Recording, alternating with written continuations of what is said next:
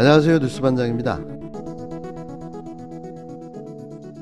매출이 좀 어떠십니까? 요즘 많이 안 좋습니다. 안 좋죠? 어떠세요? 손실 보상이라는 관점에서 접근을 해야지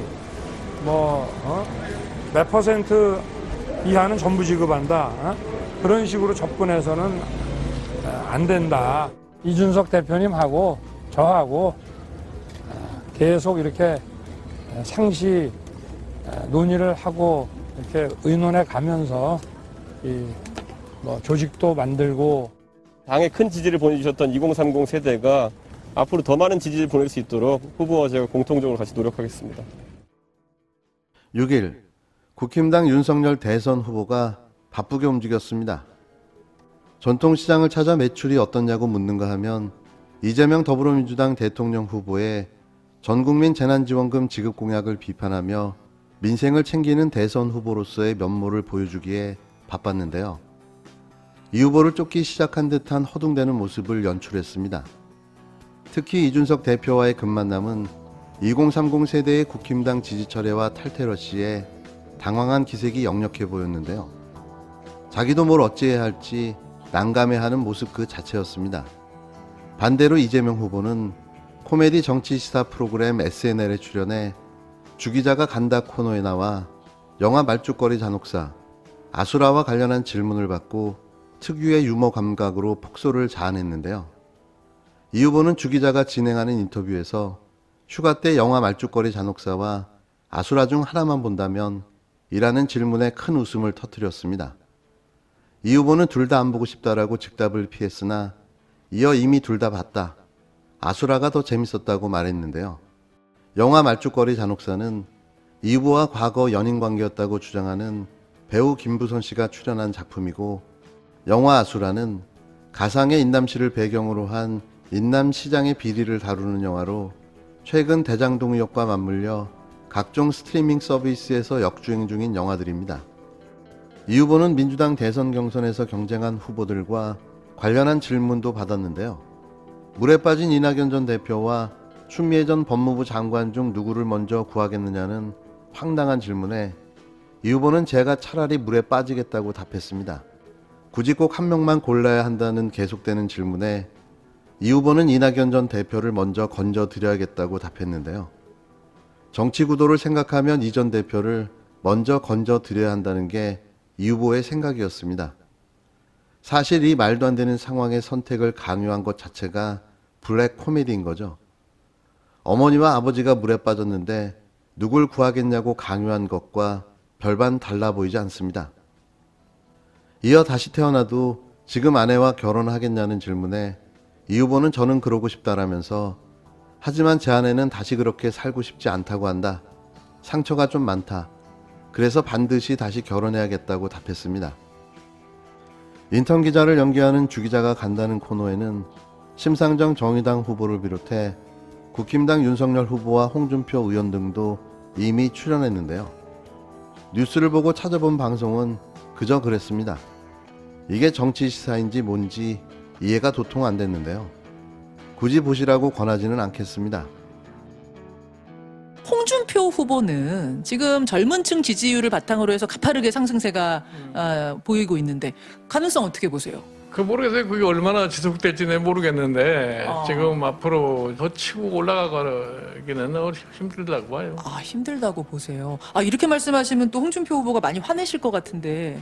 아니 그 사람 나보고 무슨 투표권도 없는 사람이 말이야 무슨 쓸데없는 소리 한다고 얘기를 갖다 했던데, 나도 당연히 투표권을 가진 사람인데. 팔순 노역의 김종인의 저주가 먹혔습니다. 그토록 홍준표 후보를 싫어하니 결국 그의 뜻대로 되고야 말았는데요. 그의 주술 같은 그렇게 될 일이 없다는 주문은 그대로 실현되고 말았습니다.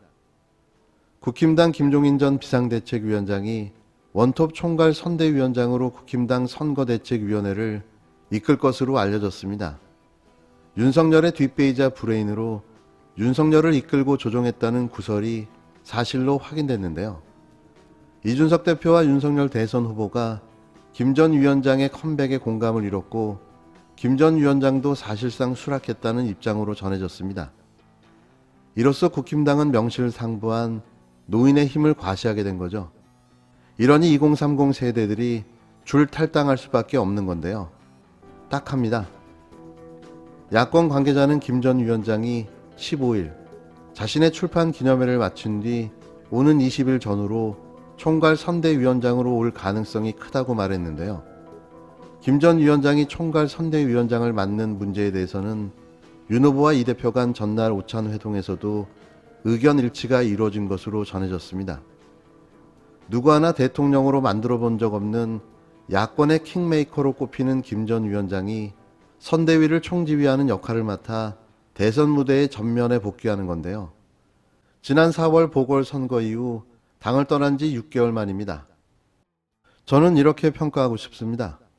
정치 좀비의 부활, 귀테로의 회귀, 팔순노육의 추태, 이런 말도 모자란데요. 무슨 부귀영화를 누리겠다고 이 못 볼 꼴을 봐야 하나 싶습니다. 국힘당의 김 전 위원장의 합류와 함께 선대위 체제로 전환하고 본격적인 대선 레이스에 돌입할 방침인데요. 징검다리 역할의 대선 기획단 없이 곧장 선대위 체제로 직행할 것으로 알려졌습니다. 김 전 위원장은 정책 메시지 인선 등 대선 전국의 핵심적인 분야에 대해 직접 지휘봉을 휘두르며 사실상 정권을 행사할 것으로 전망되는데요. 특히 그는 기존 경선 캠프를 사실상 해체하고 본선용으로 선대위 진용을 전면 재구성할 것을 주문한 것으로 전해져 주목됩니다. 자기가 다 해먹겠다는 의미인 거죠. 총괄 선대본부장 등 선대위 인선에도 김 전 위원장의 의견이 적극적으로 반영될 것으로 전해졌는데요. 김 전 위원장은 향후 대선 전략과 맞닿아 있는 선대위 인선을 놓고 숙고를 거듭할 것으로도 알려졌습니다. 또 경선 캠프의 일부 인사도 선대위에 합류하는데요. 이와 관련해 윤 후보와 김 전 위원장도 상당한 의견 접근을 이룬 것으로 알려졌습니다.